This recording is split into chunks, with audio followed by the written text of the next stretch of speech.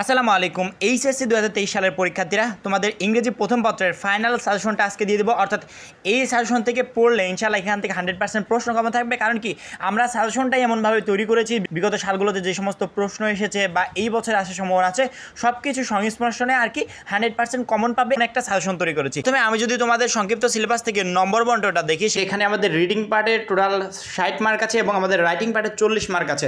অর্থাৎ রাইটিং পার্টে আমাদের পড়বে হচ্ছে গ্রাফ চার্ট বা পাই চার্ট, পড়বে স্টোরি রাইটিং এবং সবার শেষে যেটা আছে ইনফর্মাল লেটার। অর্থাৎ এই তিনটা প্রশ্ন মিলে হচ্ছে টোটাল 40 মার্ক। এবং রিডিং পার্টে যেগুলো আছে multiple choice question, short answering question, information transfer, এই সব মিলে আর কি 60 মার্ক। এখন প্রথমে আমরা তোমাদের প্যাসেজ সাজেশনটা দিয়ে দেবো। অর্থাৎ তোমাদের প্যাসেজে মূলত তিনটা প্রশ্ন থাকবে। একটা হচ্ছে 1 নম্বর মাল্টিপল চয়েস, দ্বিতীয়ত হচ্ছে শর্ট অ্যান্সারিং কোশ্চেন এবং 3 নম্বরে হচ্ছে ইনফরমেশন ট্রান্সফার বা ফ্লো চার্ট। এই তিনটা কোশ্চেন থাকবে তোমাদের একটা মাত্র প্যাসেজ থেকে। সেই প্যাসেজের সাজেশনটা আমরা আগে দিয়ে দেবো, কারণ কি প্যাসেজটা অবশ্যই গুরুত্বপূর্ণ। প্রথম দিকে যদি আমাদের কমও থাকে সেক্ষেত্রে কিন্তু পরীক্ষাটা আমাদের অবশ্যই ভালো হবে এবং আমরা চাইবো যে এমন কিছু প্যাসেজ দেওয়ার যেখান থেকে একটা প্যাসেজ মাস্ট বি পরীক্ষার হলে তুমি পাবে। তোমরা দেখতে পাচ্ছ এখানে আমরা তোমাদের টোটাল 10টা প্যাসেজ দিয়েছি। দেখো 10টা প্যাসেজ কিন্তু তেমন কোনো কঠিন নাই, একটা বোর্ড পরীক্ষার জন্য 10টা প্যাসেজ একেবারে ইজি।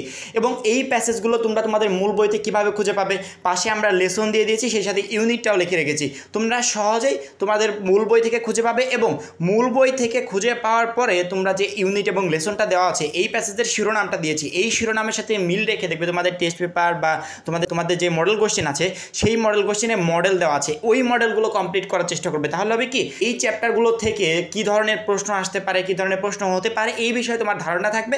এমনও হতে পারে যে মডেল কোশ্চেন থেকে অনেকগুলো প্রশ্ন তুমি পরীক্ষার হলে পেয়েও যেতে পারো।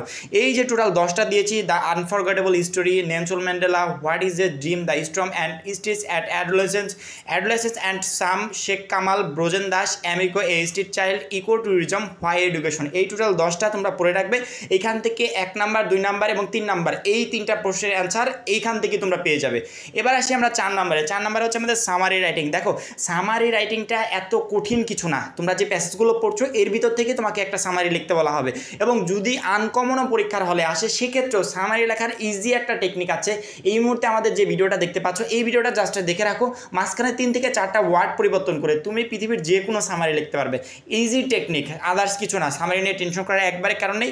5 নম্বরে আমার হচ্ছে উইদাউট ক্লুজ এবং উইথ ক্লুজ। অর্থাৎ এইগুলোর জন্য আমি দেখেছি প্রচুর পরিমাণে সাজেশন তৈরি হয়, একজন 20টা 25টা করে দিচ্ছে। তোমাদেরকে ছোট্ট একটা কথা বলি, আচ্ছা তুমি যদি 20টা পড়ো তুমি কি এই উইথ ক্লুজ বা উইদাউট ক্লুজ কি কমন পাবে? একদমই না, এটা কমন পাওয়ার সম্ভাবনা একেবারে নেই বললেই চলে। তাহলে আমরা কীভাবে পড়বো?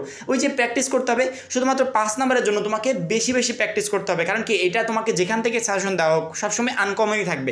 এই জন্য তুমি কী করবে, তোমার মডেল কোশ্চেনে বা তুমি টেস্ট পেপারে যেখানে তোমার উইথ ক্লোজ বা উইদাউট ক্লোজ দেওয়া আছে এগুলো তুমি 10টা বা 15টা মডেল একটু কমপ্লিট করার চেষ্টা করো। প্রথম দিকে দেখে দেখেই করো, একটু কমপ্লিট করার চেষ্টা করো এবং মাথার ভিতর নেও যে কোনটার আগে কি বসছে, কোনটার আগে কোন ওয়ার্ডটা বসছে, নিয়মটা কি, এগুলো জাস্ট কমপ্লিট করে 10টা 15টা মডেল কমপ্লিট করলে এইগুলো তোমার একটা আয়ত্তে চলে আসবে। 6 নম্বরে আমাদের যেটা আছে রিয়ারেঞ্জ। আশা করি যে এখানে যে 15টা রিয়ারেঞ্জ দেওয়া হয়েছে অনেকে মনে করছে যে 15টা মানে হিউজ, আসলে তা না। কারণ কি 15টা হচ্ছে সকল বোর্ড মিলে, সেক্ষেত্রে 15টা আমি দিয়েছি যে এইখান থেকে তোমাদের একটা রিয়ারেঞ্জ কমন আসবে এবং এইখানে রিয়ারেঞ্জগুলো দেখতে পাচ্ছ প্রত্যেকটা রিয়ারেঞ্জের সাথে আমরা কিন্তু পরিচিত, অর্থাৎ আমরা আগেই কমপ্লিট করে রেখেছি।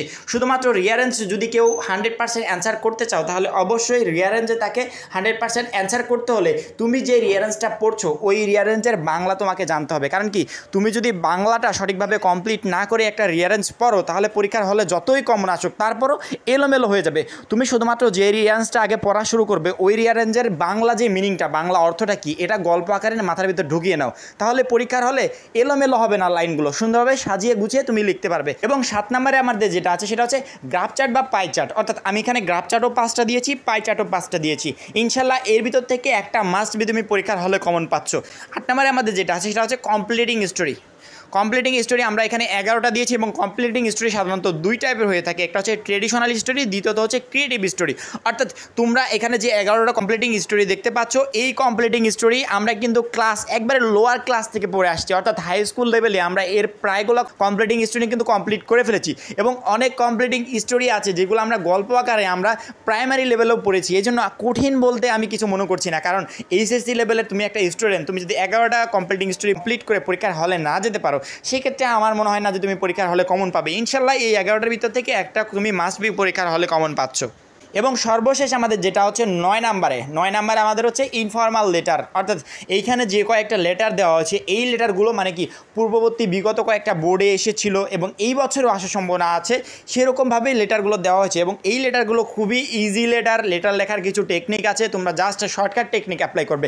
শর্টকাট টেকনিক অ্যাপ্লাই করার কারণ কি, দেখো অনেক সময় আমরা পুরো মানে শেষ করতে পারি না, তখন যদি শর্টকাট টেকনিক আমরা যদি ফরম্যাটগুলো জাস্ট শিখে যাই, সেক্ষেত্রে পরীক্ষার হলে যদি আনকমনও আসে, তারপরে ফরম্যাটটা ঠিক থাকলে আমরা যদি বানিয়েও লিখি তারপরে আমরা কিন্তু নাম্বার কিছু পাবো। আর যদি তুমি আনুমানিকভাবে পরীক্ষার হলে কমন আসে নাই লিখে দিয়ে আসলে, সেক্ষেত্রে তোমার পুরো লেটারটা বা কমপ্লিটিং স্টোরি বা যেটাই বলো পুরোটা কাটা যাবে। আমি চাচ্ছি যে পুরোটা যেন কাটে না যায়, তোমরা অবশ্যই কমপ্লিট করবে, পাশাপাশি শর্টকাট টেকনিক শিখে যাবে যে লেটার কীভাবে শর্টকাট টেকনিকে লেখা যায়, কমপ্লিটিং স্টোরি কীভাবে লেখা যায়, এই টেকনিকগুলো শিখে যাওয়ার চেষ্টা করবে। এবং সামারি লেখার যে বিষয়টা, যে সামারি কীভাবে শর্টকাট টেকনিক আমরা লিখতে পারবো তার লিঙ্ক আমি ডিসক্রিপশনে দিয়ে রাখবো, আশা করি লিঙ্কে ক্লিক করে তোমরা ভিডিওটা দেখে নিতে পারবে। পরবর্তী ভিডিওর জন্য চ্যানেলটা সাবস্ক্রাইব করে রাখবে। সবাই ভালো থাকবে, সুস্থ থাকবে, খোদা হাফেজ।